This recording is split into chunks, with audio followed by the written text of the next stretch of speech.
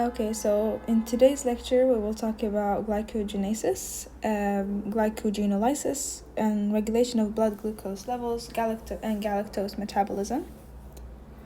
So first of all, glycogenesis. Where does it occur in the organism and where does it occur in the cell? So it will occur in the cytoplasm, and it will occur in liver cells and also in muscle cells. And first of all, glycogenesis is just the formation of glycogen, or how we get glycogen. So what is glycogen? Glycogen is just the addition of many glucose molecules until we get like a polymeric form of glucose. And what you see here, this molecule right here would be a glycogen.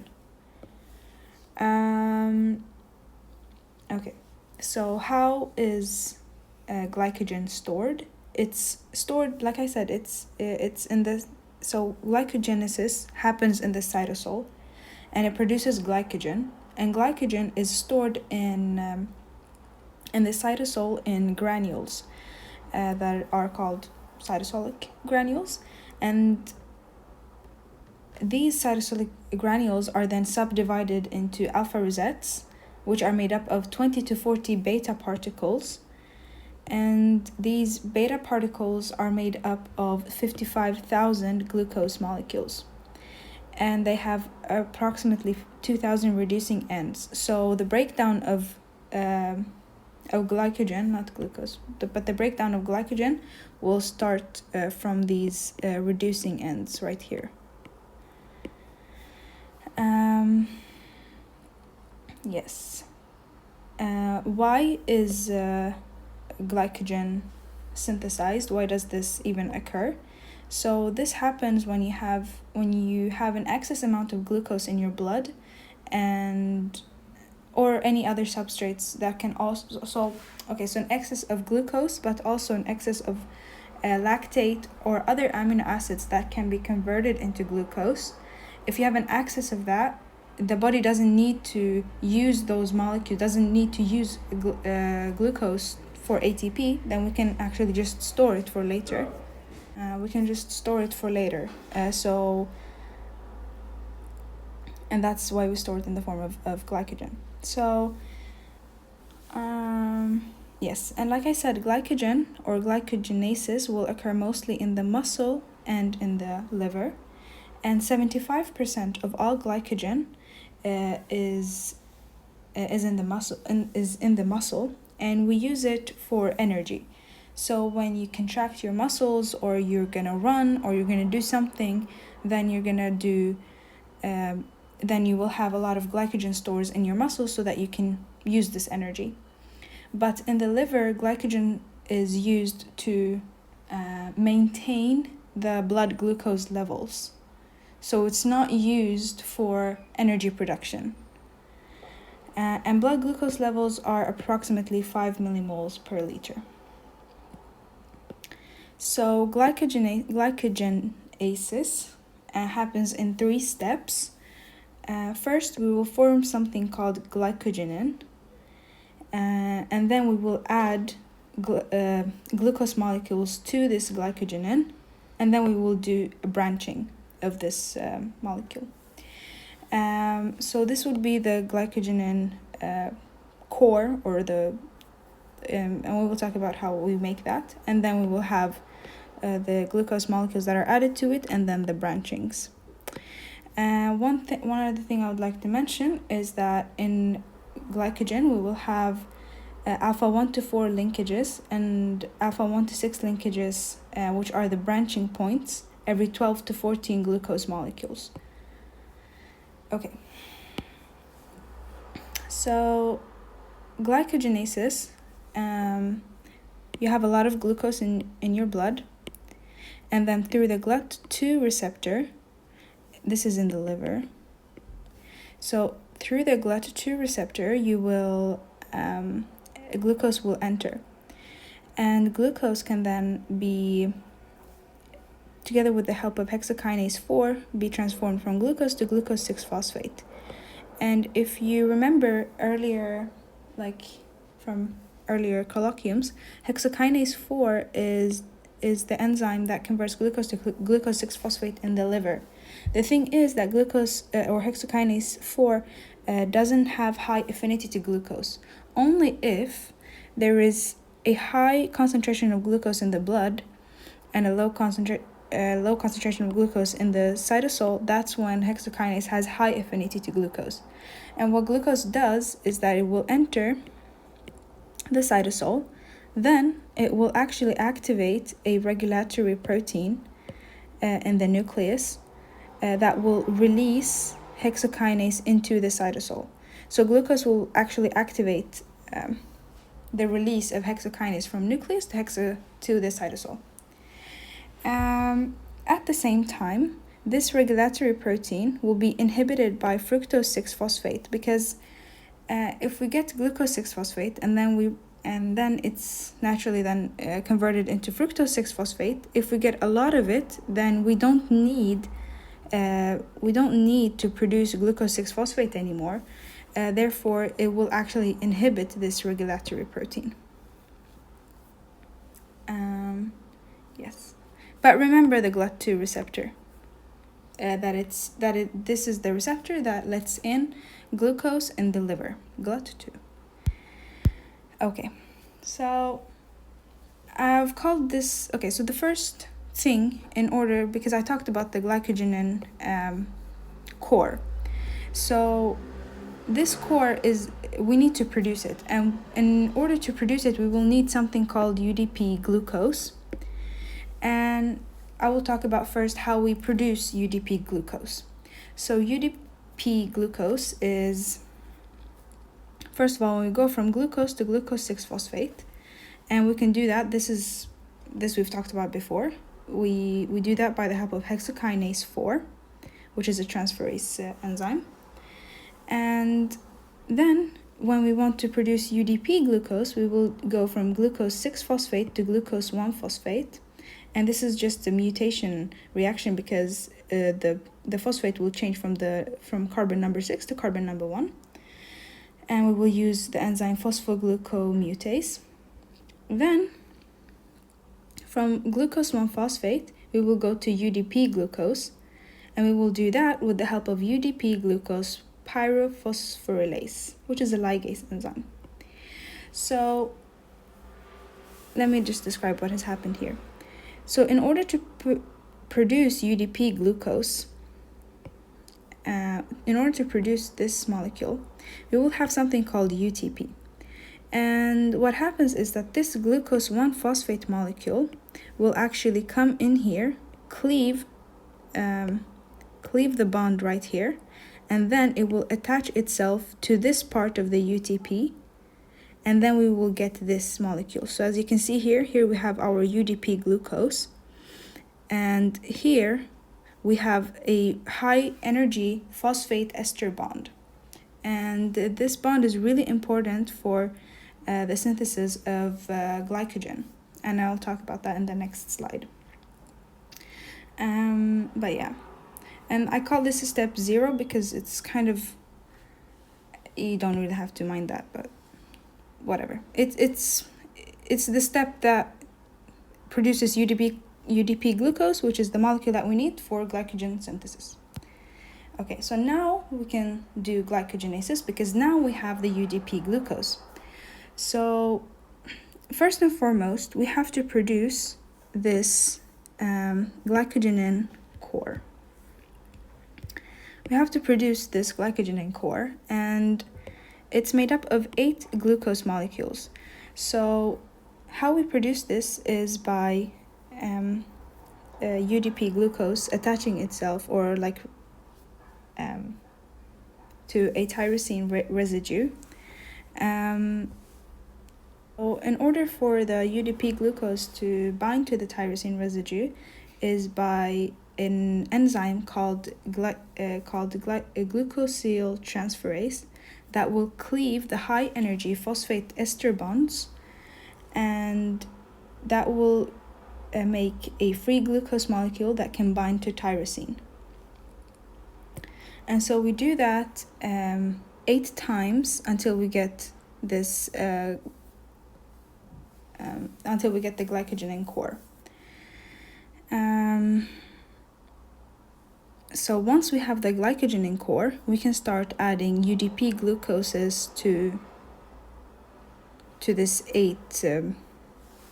8 glucose molecules that are bound to each other. So if we take this one, so this is our glycogen core,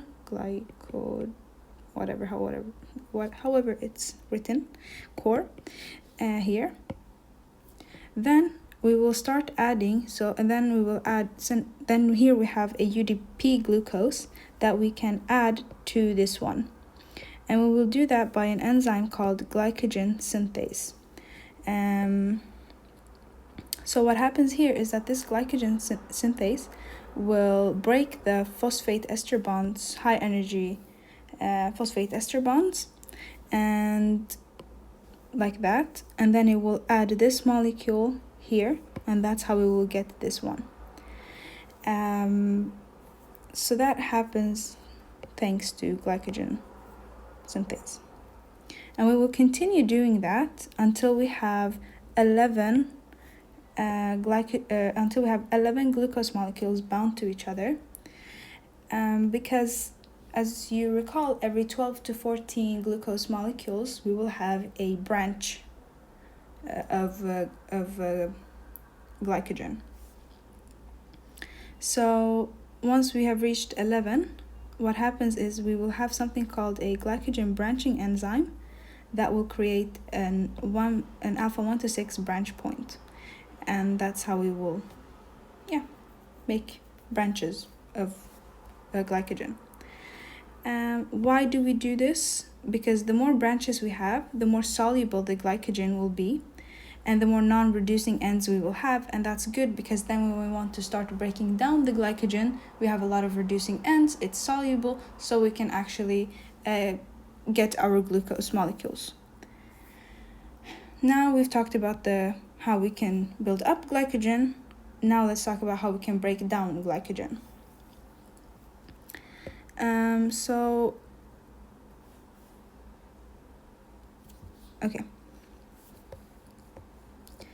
We will start with what is happening. We will start with there's something called glycogen phosphorylase. And glycogen phosphorylase is now the first enzyme that will help us in breaking down this glycogen. So what happens is this glycogen phosphorylase actually works in breaking down the bonds that exist here between the glycogen. And it will do that until it reaches 4 residues from the alpha 1,6 linkage. So until the glycogen phosphorylase reaches this, it can, like glycogen synthesis phosphorylase cannot cleave these bonds. So that's the first thing that will happen. That's the first enzyme. The second enzyme is called a debranching enzyme, because so glycogen phosphorylase will help us in cleaving these ones, Then what happens is that we have a debranching enzyme. And here, this debranching enzyme has 2 activities. It has a transferase activity in which it will move these 3 glucose molecules and add it to the primary tier of the glycogen, and therefore it will look like this. So that's number 2, or maybe 2A, let's say. And then it has a glucosidase activity in which it will actually cleave this bond right here. So it will cleave alpha 1 to 6 bonds, and we will get a free glucose molecule. And this is the only free glucose molecule that we will get. See here, is the only free glucose molecules that we will get. Then the only thing that's left here is that it's an unbranched polymer, and it only has alpha 1 to 4 bonds. So what happens is that glycogen phosphorylase will come and break these bonds again. What happens here though is that when we cleave these bonds, we will actually get glucose 1-phosphates. We will get glucose 1-phosphates because, let me just see here. Because when we break down, because it's glucose 1-phosphates that are added to the UDP-glucose, so when we cleave, we will also get glucose 1-phosphate again. And in order to get glucose, we will use an enzyme called phosphoglucomutase that will change glucose 1-phosphate to glucose 6-phosphate, and then glucose 6-phosphate will be dephosphorylated by glucose 6-phosphatase, and then we will have a free glucose molecule, and then that glucose molecule can be transported into the blood, and then we can use that glucose molecule for energy, or we can use it for glycolysis. Yes. So glycogen breakdown and glycogen breakdown is also called glycogenolysis, and this is how it can also occur in the lysosome, and so there's also a disease that is related to that. So in the lysosome there will be glycogen breakdown, and lysosome will actually break down 5% of the total amount of muscle glycogen, and in the liver, lysosomes will break down 10% of the glycogen there, and they will do that together with the help of enzyme called alpha glucosidase. But if there's a deficiency in this enzyme, like if it's not in high amounts, or in not high amounts but in regular amounts in the lysosome, then it will not be able to break down glycogen, and therefore we will get something called Pompe disease, and that is just the accumulation of glycogen within the lysosome. And because glycogen cannot be broken down, then we cannot get any energy, we cannot get any glucose, so this will lead to muscle weakness. Now to regulation of glycogen synthesis and regulation of glycogenolysis.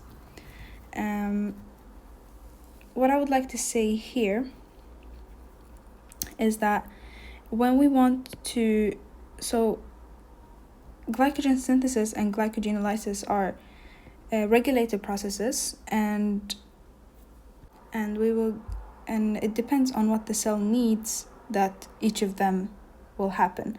So if we, for example, want glycogen synthesis, then we will go from glucose we would like to reach this point right here, because that's when it's irreversible.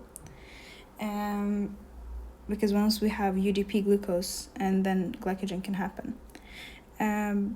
We will talk about the regulation in detail soon, but one thing I would like to mention is the conversion of glucose 6-phosphate to glucose 1-phosphate is not regulated. So it can happen either way, but once we reach glucose 1-phosphate and we reach UDP-glucose, then we will definitely do glycogen. So glycogen synthesis will definitely happen. And I've drawn here arrows that just over the scheme, but everything here is non-reversible reactions, as you can see, except for this one. So regulation of glycogenesis. So if the cell has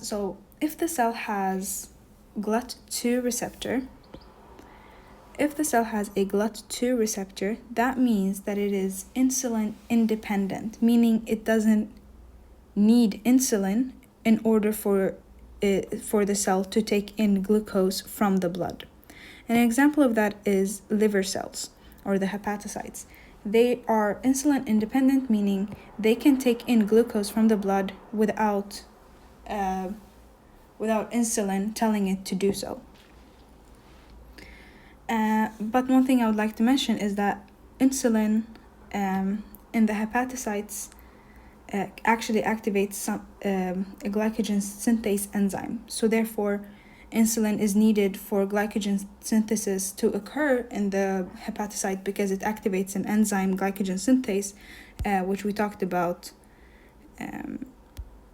here. We talked about glycogen synthase that produces that helps add glucose molecules to each other, and this one is activated by insulin. But if we have GLUT4 receptors, for example, in the skeletal muscle and in the adipose cells, we definitely need insulin because the GLUT4 receptor, once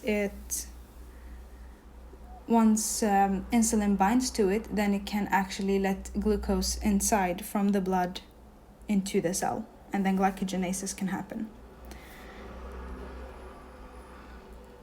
So this glycogen synthase is highly regulated, and it is regulated by phosphorylation.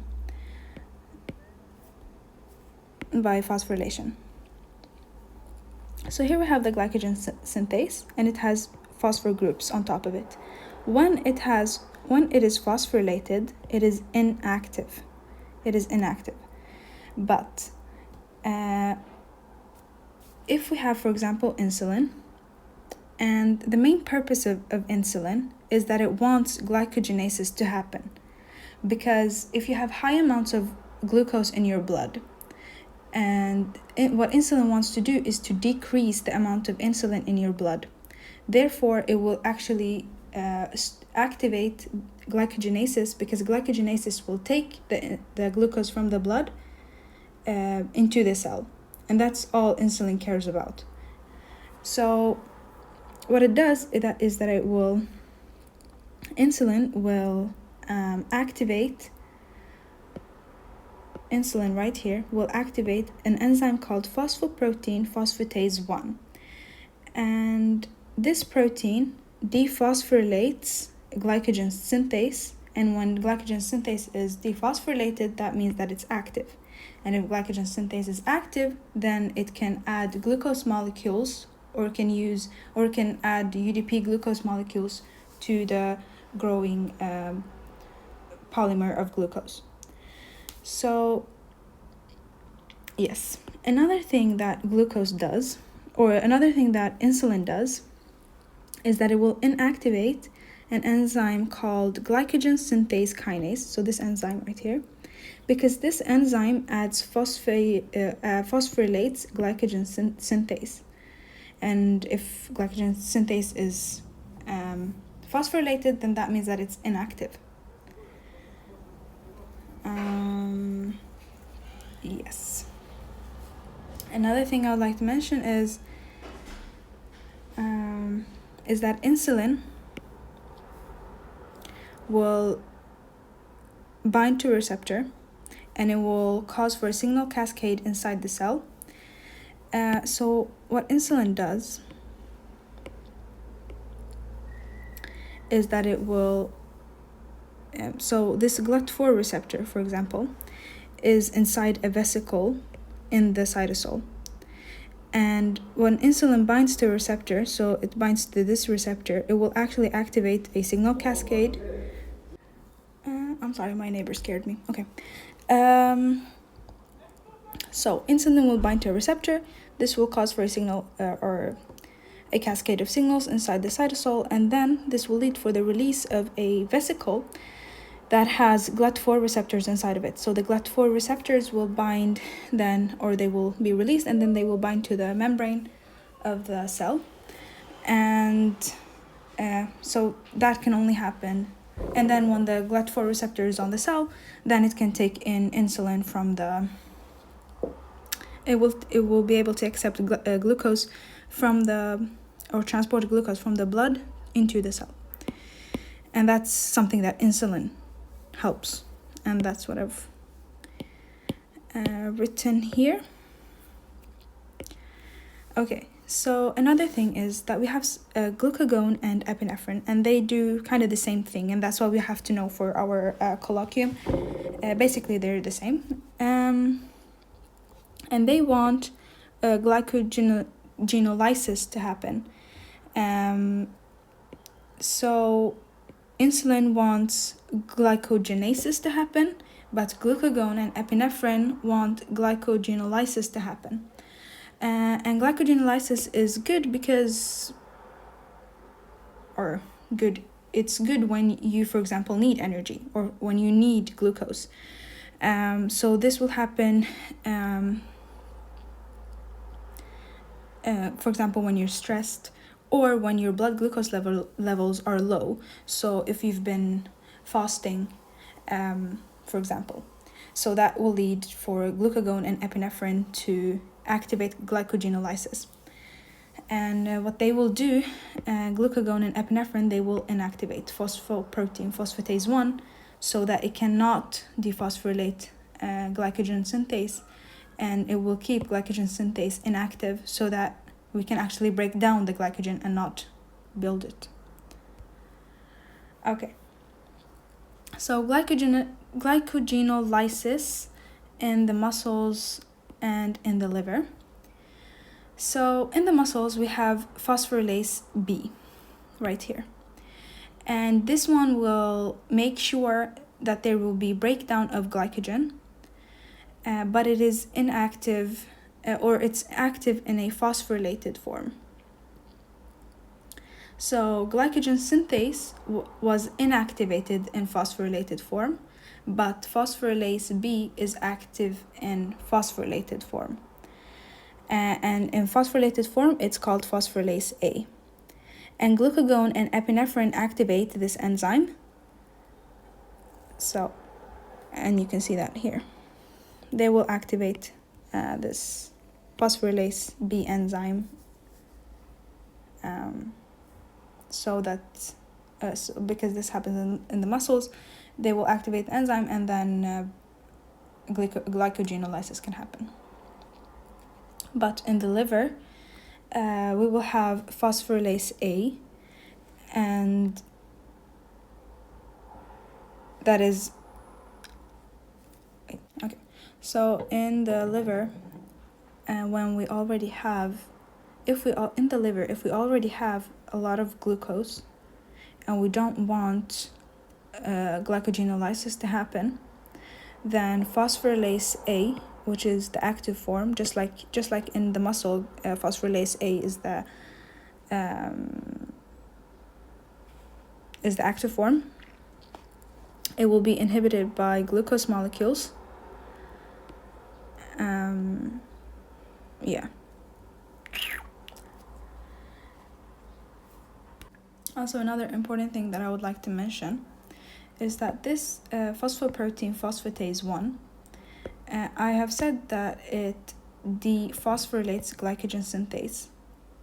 But another thing that it can do is actually that it can inhibit glycogen phosphorylase enzyme. And glycogen phosphorylase enzyme is this one, phosphorylase A and phosphorylase B.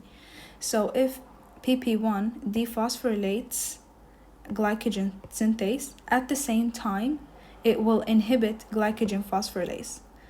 Which makes sense, because why would you want to have a glycogenolysis and glycogenesis to happen at the same time? Therefore, if you activate one, you inhibit the other. And then, okay, so this is just another scheme, but control of carbohydrate metabolism in the liver versus in the muscle. So in the muscle,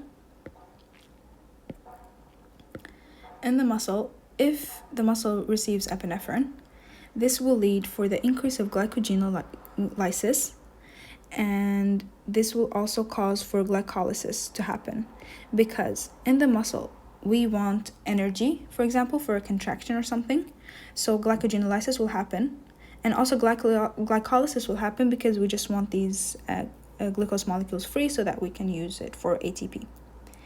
But in the liver, what happens, okay, so in the liver, epinephrine and glucagon can actually activate glycogenolysis, and the main thing of the liver is that it wants to equalize the glucose concentrations in the blood, or if you have like low blood glucose levels, then what the liver wants to do is to increase that. So therefore it will actually lead to the breakdown of, or it will lead to the glycogenolysis, because then you will get glucose molecules, and these glucose molecules can then go out into the blood, and then you will, if you have low blood glucose levels, then you will increase your blood glucose levels.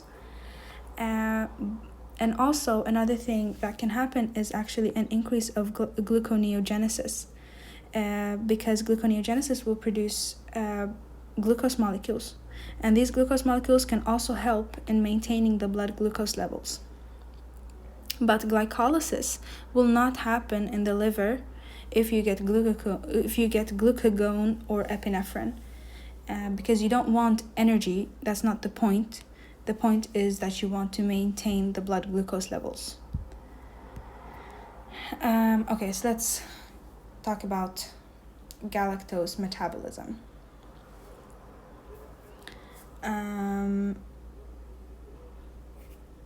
Okay, so galactose metabolism will happen almost exclusively in the liver cells and in the cytosol.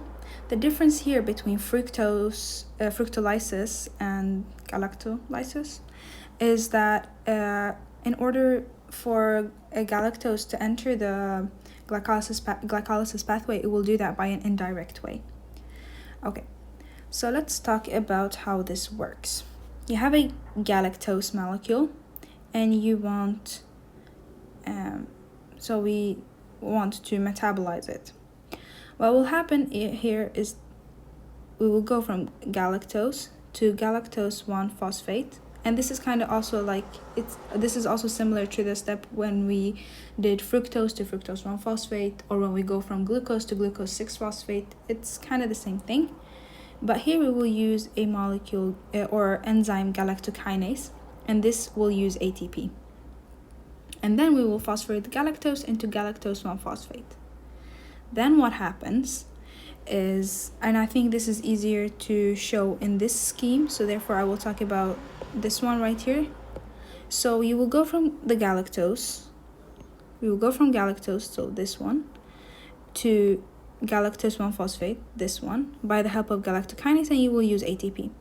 Then we will go from galactose 1-phosphate to glucose, so from galactose to glucose 1-phosphate, by the help of galactose 1-phosphate uridyl transferase. And this enzyme right here will use UDP-glucose. So UDP-glucoses that have been produced earlier, but not used in glycogenolysis, they're used for this metabolism, for example. And they will help in producing, or in conversion, in producing from galactose 1-phosphate to glucose 1-phosphate. And when we do that, when we use UDP-glucose, we will get UDP-galactose. And so that's when we go now from so this molecule UDP-galactose is this one right here. Is this one right here in the scheme. So right now, and this glucose 1-phosphate is this one. Where is it? Is this one right here. I hope that makes sense.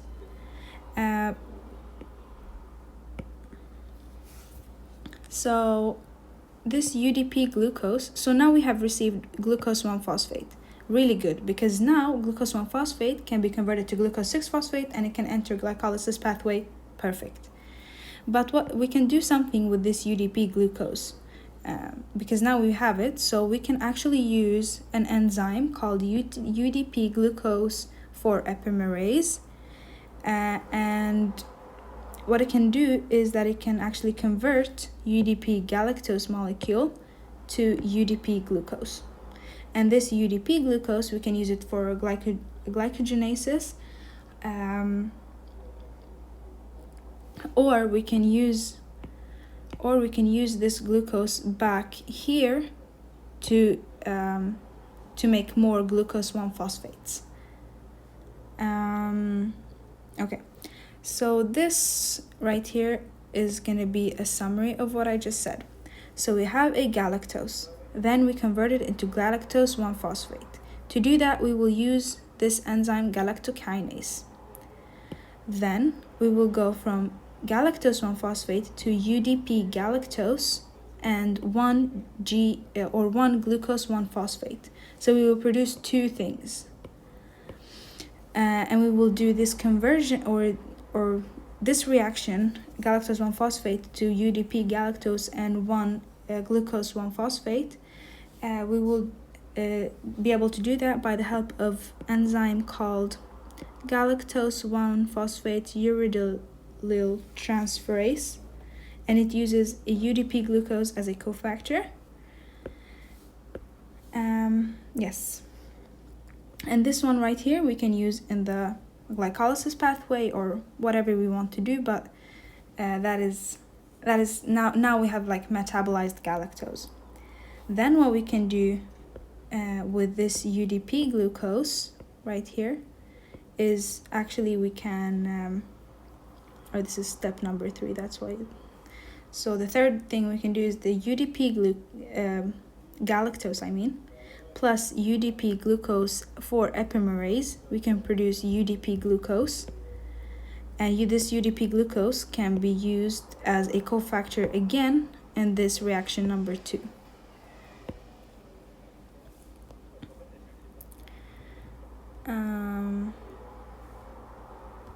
What is happening?